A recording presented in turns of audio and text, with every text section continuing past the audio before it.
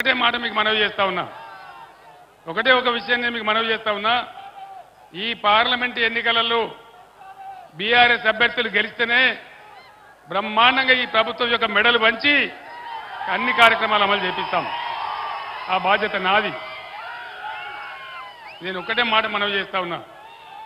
ఇవాళ తెలంగాణ కేసీఆర్ ఆనవాళ్ళ లేకుండా చేస్తామంటారు. కేసీఆర్ని తీసుకుపోయి చెర్లపల్లి జైలు వేస్తామంటారు. ఈ జైళ్లకు తోకమట్ట కేసీఆర్ భయపడతాడా? అట్లా భయపడితే తెలంగాణ వచ్చేదా? 15 ఏళ్ళు బ్రహ్మాండమైన పోరాటం చేసి తెలంగాణ తెచ్చినా మీ అందరు చూసినారు మీ కళ్ళ ముందే. ఈరోజు నిన్ను జైల్లో వేస్తాం, నీ పేగులు తీసి మెడలేసుకుంటాం, నీ గుడ్లు వీకి గోళీలాడతాం. ఇదా భాష? ఒక ముఖ్యమంత్రి మాట్లాడాల్సిన భాష? మిమ్మల్ని పండబెట్టి తొక్కుతాం, ఇదే భాషనా? ఒక ముఖ్యమంత్రి నుంచి ఆశించేది ఇదేనా? 15 ఏళ్ళు పోరాటం చేసి తెలంగాణ సాధించిన వ్యక్తి, 10 ఏళ్ళు బ్రహ్మాండంగా తెలంగాణ ప్రజలను కులము మతము వర్గమనే భేదం లేకుండా అన్ని వర్గాల ప్రజలను బ్రహ్మాండంగా చేసినటువంటి వ్యక్తిని పట్టుకొని నీ గుడ్లు బీక్తా, నీ పేగులు బీక్తా, నిన్ను జైలు వేస్తా, ఇదా మాట్లాడవలసిన భాష? దయచేసి ఆలోచన చేయండి. అన్ని అబద్ధాలు చెప్తూ శ్వేతపత్రాలు విడుదల చేసి బోగస్ మాటలు చెప్తూ ఇచ్చినటువంటి హామీలన్నీ ఎగబెట్టి 6 హామీలకు పంగనామం పెట్టి ఈరోజు చేతులు ఎత్తేసి అడ్డగోలు మాటలు మాట్లాడుతూ ఉన్నారు. దయచేసి నేను మిమ్మల్ని ప్రార్థించేది ఒకటే, ఎంత మంచిగా నీళ్ళు వస్తూ ఉండే నాగార్జున సాగర్ కాలువలో, పంటలు ఎంత బాగా పండుతూ ఉండే, మాకు కూడా చాలా సంతోషం ఉండే.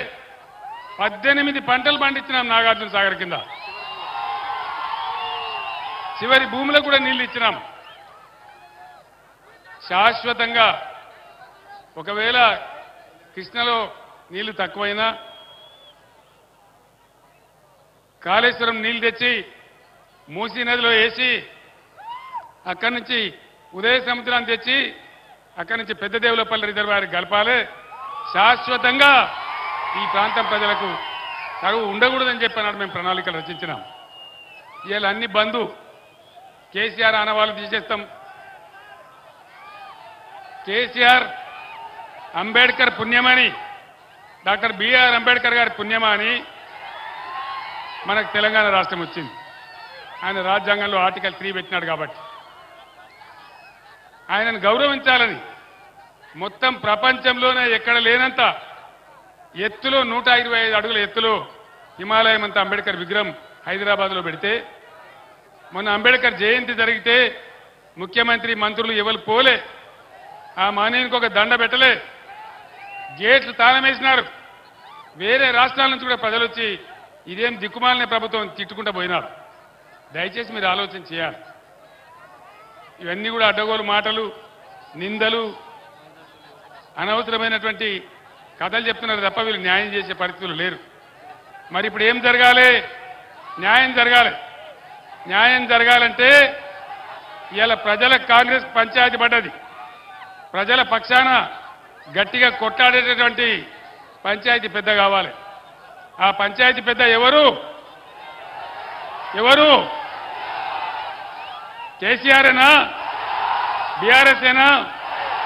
నేను మీ అందరినీ ప్రార్థించేది ఒకటే, నేను ఇంకా సూర్యాపేటకు వెళ్ళాలా, విషయాలన్నీ మీరు టీవీలో చూస్తూ ఉన్నారు. నిన్న రాత్రి టీవీ 9లో నేను కూడా అన్ని చెప్పినాను, మీకు అన్ని విషయాలు తెలిసిపోయినాయి.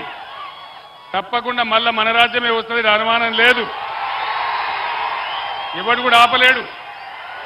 బ్రహ్మాండంగా తెలంగాణ మనం కలగన్న బంగారు తెలంగాణ అయ్యేదాకా మనం అద్భుతంగా తీసుకొని పోవాలి.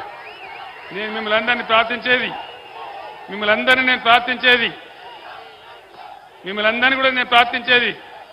పార్లమెంట్ ఎన్నికలలో బీఆర్ఎస్కు బలమిస్తే అది తెలంగాణ ప్రజల బలమైతుంది, తెలంగాణ ప్రజల శక్తి అవుతుంది. మీ తరఫున ఈ ప్రభుత్వం మెడలు వంచగలుగుతాం, అన్ని విధాలుగా సాధించగలుగుతాం. ఇవాళ మీరు చూపించినటువంటి ఈ స్వాగతం, ఈ ప్రేమ నా జన్మలో కూడా నేను మర్చిపోను. ఇంత అద్భుతంగా మీరు ఏర్పాటు చేసినట్టు చాలా సంతోషం. కానీ మే 13వ తేదీ వరకు ఇదే ఉత్సాహాన్ని కొనసాగించి పార్లమెంటులో కృష్ణారెడ్డి గారికి ఓటేసి, కారు గుర్తుకు ఓటేసి మీరు గెలిపించాలి. ఇవాళ 10-12 ఎంపీలు మనం గెలిస్తే తెలంగాణలో భూమి ఆకాశం ఒకటి చేసేంత పోరాటం చేస్తాను నేను మనవి చేస్తా ఉన్నాను. మీరిచ్చే బలంతోనే కేసీఆర్ కానీ బీఆర్ఎస్ కానీ పోరాటం చేయగలుగుతారు, మీకు న్యాయం చేయగలుగుతారు, హామీలు అమలు చేయించగలుగుతారు, ఈ కాంగ్రెస్ ప్రభుత్వం మెడలు వంచగలుగుతారు, రైతులకు న్యాయం జరుగుతుంది, కరెంటు చక్కగా వస్తుంది. కాబట్టి దయచేసి ఈ ఎన్నికల్లో బీఆర్ఎస్ అభ్యర్థి కృష్ణారెడ్డి గారి కారు గుర్తుకు ఓటేసి గెలిపించాలని మీ అందరినీ కూడా కోరుతూ నేను సూర్యాపేటకు బయలుదేరుతా ఉన్నా. జై తెలంగాణ, జై తెలంగాణ, జై తెలంగాణ.